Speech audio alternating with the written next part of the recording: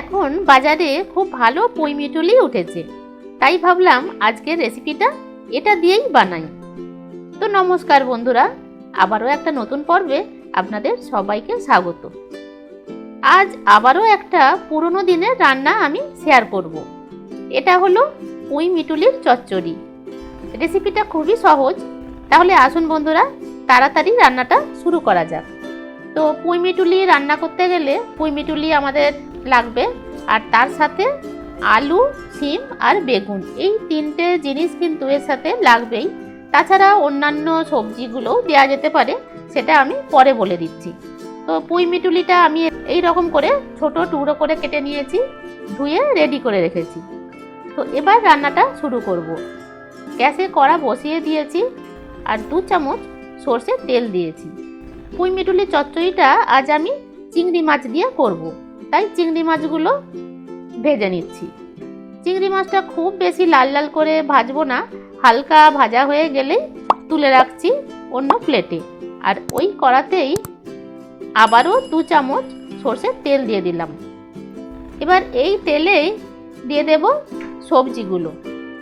আলু, বেগুন, শিম, এই তিনটে সবজি তো দিতেই লাগবে। তাছাড়া এখানে আমি দিয়েছি রাঙালুও দিয়েছি, আর বিনস ছিল, বিনসটাও দিয়েছি, আর কয়েক টুকরো গাজর। এছাড়া এর মধ্যে কিন্তু কুমড়ো বা পেঁপে দেওয়া যেতে পারে। তো সবজিগুলো কিছুটা ভেজে নেবার পর আমি কিছু গুঁড়ো মশলা দেব।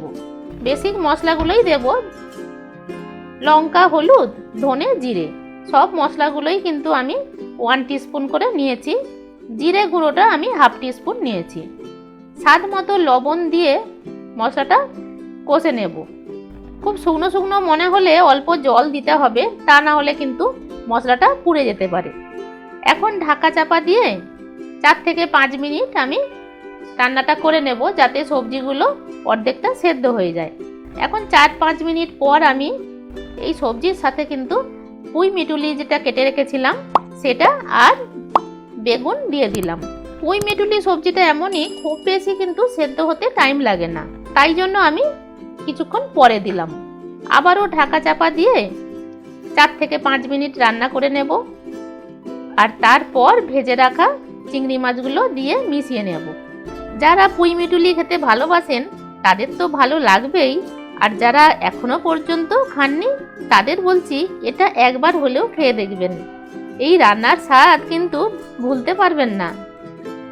তো যাই হোক, সবজিটা আমি কড়া থেকে নামিয়ে নিয়েছি, আর কড়াটা পরিষ্কার করে আবারও গ্যাসে বসিয়ে দিলাম।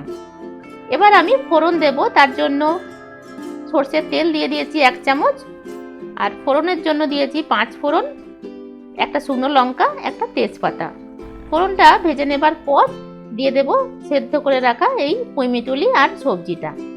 খুব ভালো করে মিশিয়ে নিতে হবে। অল্প করে কিন্তু এখানে আমি চিনি দিয়েছি। চচ্চড়িতে একটু চিনি দিতে লাগে, তার জন্য আমি অল্প চিনিও দিয়েছি। আর এটা এখন আমি দিলাম সর্ষে বাটা। 1 চামচ সর্ষে বাটা দিলে কিন্তু এই চচ্চড়িটা আরও টেস্ট লাগবে। তো এখন সমস্ত কিছু মিশিয়ে নিয়েছি। ঢাকা চাপা দিয়ে আরও 5 থেকে 7 মিনিট আমি রান্নাটা করে নিচ্ছি। এই চচ্চড়িটা কিন্তু একটু শুকনো শুকনো, মানে গা মাখাই হবে। পুঁই মিটুলি কিন্তু বছরের আর কোনো সময় পাওয়া যায় না, এই শীতের কয়েকটা দিনের জন্যই কিন্তু পুঁই মিটুলিটা বাজারে আসে। তো এখনই কিন্তু এই রেসিপিটা বানিয়ে নিতে হবে। রান্নাটা মোটামুটি কমপ্লিট। গরম গরম ভাতের সাথে আর কিছু দরকার পড়বে না এই 1 বাটি চচ্চড়ি থাকলে।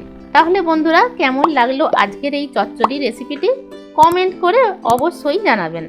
ভালো লাগলে লাইক, শেয়ার করতে ভুলবেন না। আর এরকম দারুণ দারুণ রেসিপি যদি আরও দেখতে চান তো এখনই চ্যানেলটাকে সাবস্ক্রাইব করে নিন। রান্নাটা এখন সম্পূর্ণ কমপ্লিট হয়ে গেছে। আমি ঢাকা চাপা দিয়ে রেখে দেব 5 মিনিট স্ট্যান্ডিং টাইমের জন্য, আর তারপর পরিবেশন করব। তাহলে আজ এ পর্যন্তই। ফিরে আসছি খুব তাড়াতাড়ি নতুন রেসিপির সাথে। আপনারা ভালো থাকবেন, সুস্থ থাকবেন। ধন্যবাদ।